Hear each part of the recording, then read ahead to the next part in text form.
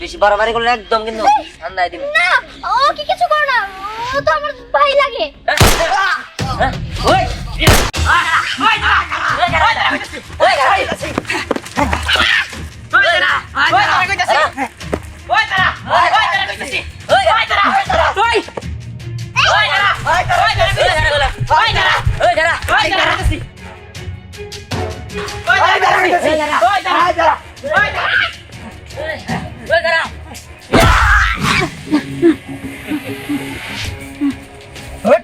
কিরে কে তুমি? আমার কাছে কি চাও? দিহান ইলেন দিহান আর তোর কাছে তোর এই ব্যাগটা চাই। হ্যাঁ না, এই ব্যাগে আমার করে জমি বেচা টাকা, আমি এটা দিব না। তোর টাকা আগে না জীবন আগে সেটা তুই ডিসাইড করবি। আর যদি টাকা আগে হয়ে থাকে তাহলে তোর জীবন আর হইতে হবে। দেখো তোমরা এই ব্যাগটা নিও না, আমার জমি বেচা টাকা, অল্প করে টাকা জমি বেচা, না এটা আমি দিব না। এই শান্ত দে।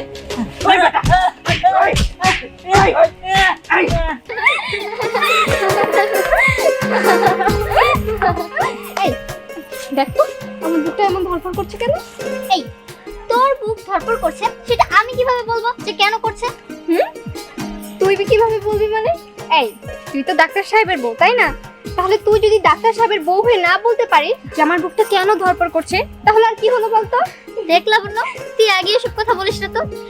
শুধুমাত্র তো বিয়ে ঠিক হয়েছে, বিয়ে তো আর হয়নি। আগে ডাক্তার সাহেবের বউ বলে আমাকে আর লজ্জা দিস না। ও মা লজ্জাবতী যে। আরে শোন, বিয়ে ঠিক হয়েছে তার মানে কি বলতো, অর্ধেক বিয়ে তোর হয়ে গেছে। এখন শুধু 3 বার কবুল কবুল বলে তোদের বিয়ে হয়ে যাবে। এই তো বৃহস্পতিবারে তোর গায়ে হলুদ আর শুক্রবারে বিয়ে। লাবণ্য, আমার বিয়েতে কিন্তু তোকেই সবকিছু করতে হবে, কারণ তুই তো জানিসই তুই আমার একটা মাত্র বেস্ট ফ্রেন্ড। তুই ছাড়া এই দুনিয়াতে আমার আপন বলতে আর কেউ নেই, শুধু মা বাবা আছে আর যার সাথে আমার বিয়ে ঠিক হয়েছে সে। বাবা, আমি নিজের হাতে সবকিছু করব। স্নেহা দেখ তো ওখানে কি হচ্ছে। আরে সত্যি তো, ওই লোকটাকে ওনারা এইভাবে মারছে কেন? চল তো যাই। এই না না দাঁড়া স্নেহা, ওদের দেখে বোঝা যাচ্ছে এলাকার বখাটে ছেলে পেলে ওরা। তুই যাস না, এতে ঝামেলা বাড়তে পারে। আরে না না, বখাটে হোক আর যাই হোক, ওনাকে যেভাবে মারছে লোকটা তো মরে যাবে। আমি যাব। আহা স্নেহা, এই শোন না।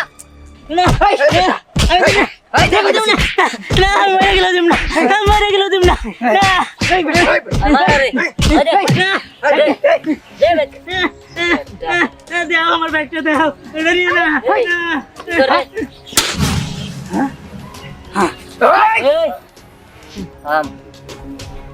মেয়ে মানুষের গায়ে হাত তোলা আমি পছন্দ করি। মেয়ে মানুষের গায়ে হাত তুলে আমি পছন্দ করি না, অথচ এতজন লোক মিলে একজন লোককে মারছিস, তোদের লজ্জা হয় না? লজ্জা করে না? দে একটা দে। আপনি উঠুন, এই নিন আপনার ব্যাগ। এই কাজটা তুই ভালো করলি না। কাজটা আমি ভালো করলাম না তাই না? তুই আমার কি করতে পারিস সেটা আমি পরে দেখে নেব। এলো চল তো।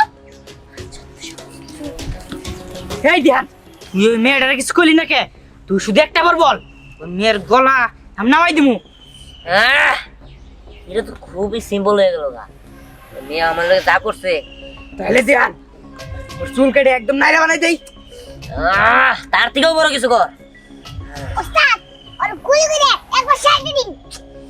না, এতে আমার রাগ মিটবো না। ধীরে ধীরে কষ্ট দিয়ে মারতিব। ও আমার গায়ে হাত পড়ছে, আমার থাপ্পড় দিছে। ওরে আমি দেই হানিমু, ওরে আমি একদম শেষ দিয়ে দিমু। আমি ভিলেন দিহান।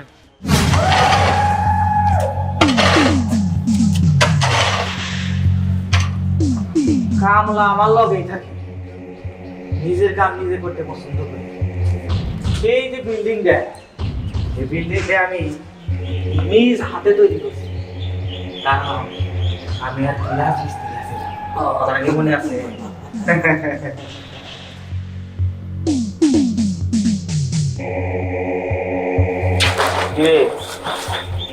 খালি হাতে আছিস কে?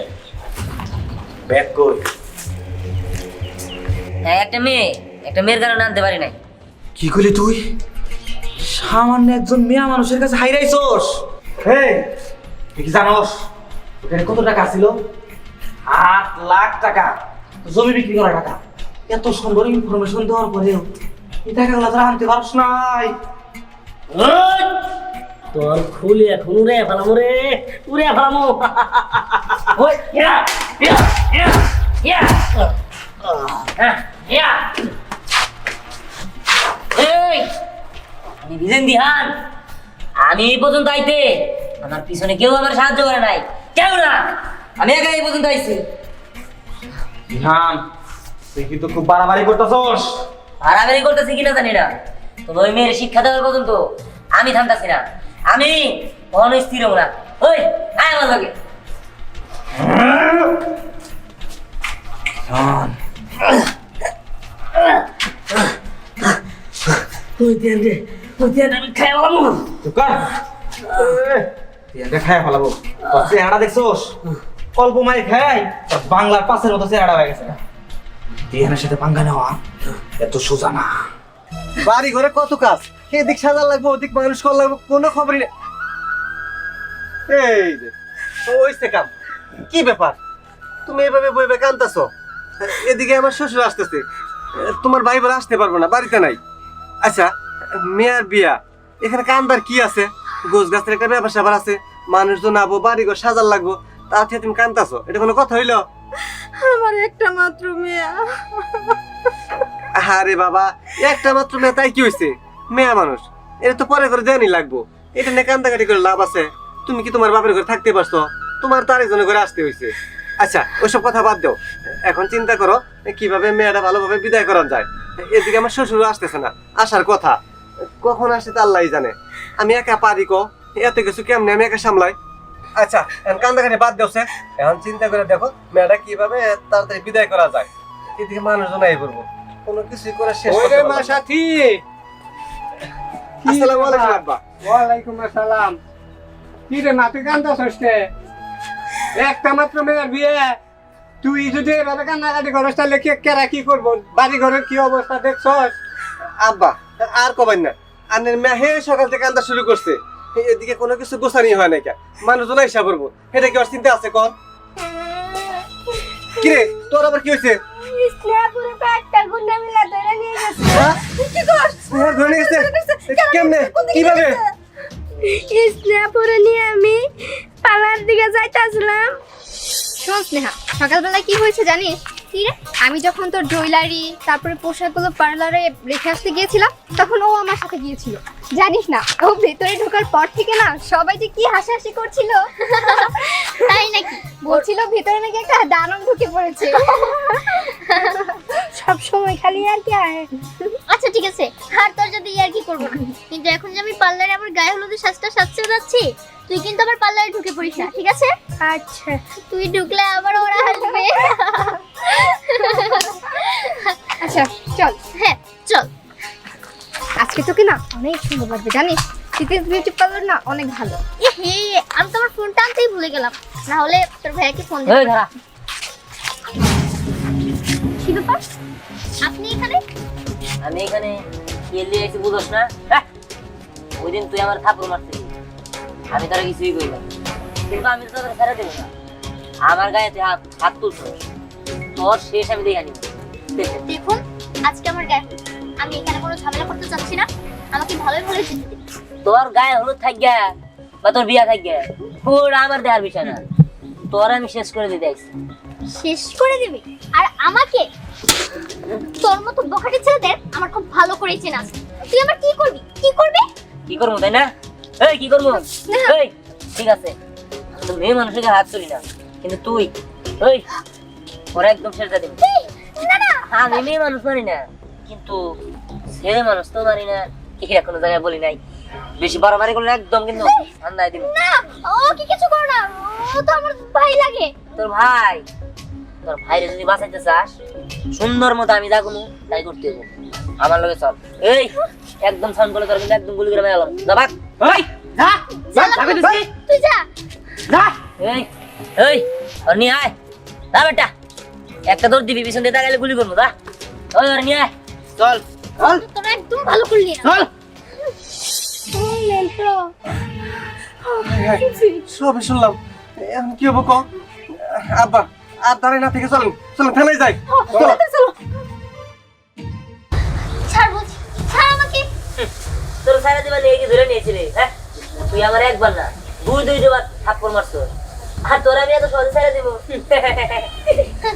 তোরা কি ভেবেছিস তোরা আমাকে এখানে ধরে আনবি আটকিয়ে রাখবি আর আমি তোদের থেকে ভয় পাবো কখনোই না আমি তোকে 2 বার থাপ্পড় মেরেছি আমি একবার ছুটতে পারি আমি তোকে আরেকটা থাপ্পড় মারবো আমি বুঝতেছি না আমি তোর কেমনে মারমু তোরা ছাদ থেকে ফালাই মারমু নাকি তোর শরীর কাইটা কাইটা টুকরা টুকরা কইরা মাগুর মাছ দিয়ে খাওয়াই মারমু আর নাকি তোর গাড়ির পিছনে বান্ধা সারা শহর ঘুরামু হ্যাঁ আমি বুঝতেছি না রে তুই কেমনে সবচেয়ে বেশি কষ্ট পাবি আমি ওটাই করবো ওটা করতে আমার যত যা খুশি করতে হয় আমি সবই করবো তারপরে বুঝাই দিমু যে এই দিহানে গায়ে হাত তোলার পরিণতি কি হয় তুই যদি ছেলে হইতি না তোর এখন কুত্তার মতো করে গুলি করে মারে ফেলাইতাম কিন্তু তুই তো মেয়ে তারপর আমি তোরা ছাড়ব না তোরা আমি একদম শেষ করে দিব এই তুই আমার ক্ষতি করার বাকি রেখেছিস কি রে কি বাকি রেখেছিস যার সাথে আমার বিয়ে ঠিক হয়েছিল যাকে আমি ভালোবাসতাম সে আমাকে ভুল বুঝলো তার সাথে আমার বিয়েটা ভেঙে গেল শুধুমাত্র তোর কারণে আর তুই বলছিস তুই আমার কোনো ক্ষতি করিসনি এই আমি তোর কি ক্ষতি করেছিলাম তুই একটা নিরীহ মানুষকে একা পেয়ে সবাইকে দিয়ে ওকে মারছিলি আমি জাস্ট ওনাকে বাঁচিয়েছি সেটাই কি আমার ভুল হয়েছে যদি আমার ভুল হয়েই থাকে তাহলে আমাকে মেরে ফেল গুলি করে তার থেকেও তোর কষ্ট দিয়ে আমার তারপরে বুঝামু যে এই দিহানে গায়ে হাত তোলা পরিণতি কি ধ্যান খবর এটা তো অনেক সুন্দর ধ্যান মেয়ের আমাকে দিয়া দে এই আপনি কি জানেন না এই দিহান খুন করতেও এক পা পিছাবো না তবে আমি মেয়ে মানুষের অনেক সম্মান করি ওরা আমি ধরে নিয়েছি ও আমার লাগে একটা বেয়াদবি করে ফেলেছিল আর সেটা শাস্তি ওর পাইতে হইব সেই জন্য ধরে নিয়েছি তাই বলে ওরা বিজনেস করবো সেটার পক্ষে আমি নাই ওই ধ্যান তুই লিডারের মুখের উপর কথা কস হ্যাঁ, তুই কি বেশি বাইরে গেছিস গা লিডার যেটা কয় কথাটা রাখই থাম থাম থাম আমি দিয়ার সাথে কথা বলতেছি ধ্যান শোন তোর একটা কথা বলি মেয়েটাকে আমাকে দিয়ে দিস তুই বিনিময়ে লাখারি টাকা পাবি না আমি আপনার আগে কইছি আমার টাকা পয়সা দরকার নাই আমি মেরে কষ্ট দিয়ে মারবো তারপরেও আমি কারোর কাছে বিক্রি করবো না আমি ওর বিক্রি করার জন্য আনিব ধ্যান তুই কিন্তু আমার রাগায় ফেলাইতেছ আমার কিন্তু তোর উপর খুব রাগ হইতেছে তুই কিন্তু ভালো করে জানোস একবার যদি আমার রাগ হয় তার পরিণতি কত ভয়ঙ্কর হতে পারে আরে রাখেন আপনার পরিণতি আপনার কাছে রাখেন আপনি বেশি বাড়াবাড়ি করলে আপনার আন্ডারে আমি কাজই করুন না শোন তুই যখন কথাটা একবার বইলেই ফেলাইছস এখন থেকে তোর সাথে আমার কাটতে তোর সাথে আমার কাজ করতে হবে এই তোর আমার সাথে আসিস না না ধ্যানের সাথে থাকবি বস সমস্যা নাই আমি আছি ঠিক আছে তোর সাথে আমার পরে হিসাব হইব ওই আয় আর দাদা তোদের মধ্যে সবাই রেসিনা আছে যা এই ধরে দেখ মেয়েরা তো পালানোর চেষ্টা না করতে পারে বেশি বললে একদম একদম শেষ করে দিবি আপনার সব জিনিস খারাপ লাগলেও আপনার একটা জিনিস ভালো লাগছে আপনি মেয়ে মানুষদের অনেক সম্মান করতে জানেন আরে আপনারা গুলি করতেছেন সরেন হ্যাঁ? ওই!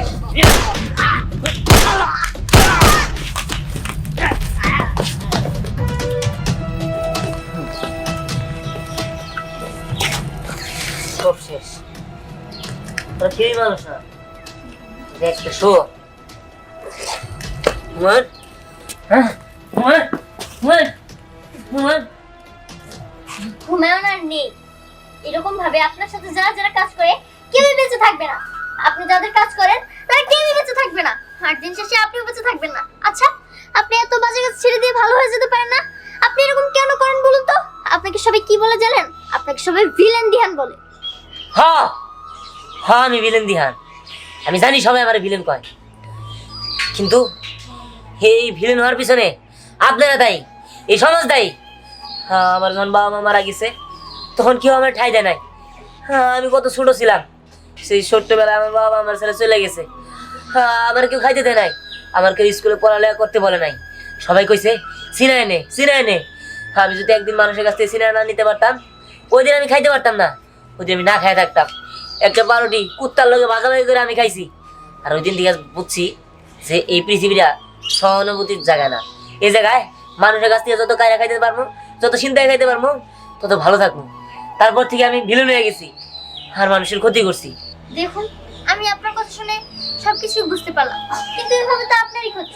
আপনি মানুষের কাছ থেকে ছিনিয়ে খেতে থাকবেন, আর যারা আপনাকে ভালোবাসে, যারা আপনার কাছের মানুষ, ঠিক হুমায়ুনের মতো একইভাবে সবাই মরে যাবে। আপনার কি এসব দেখতে খুব ভালো লাগবে? না, এটা আমার দেখতে ভালো লাগবে না।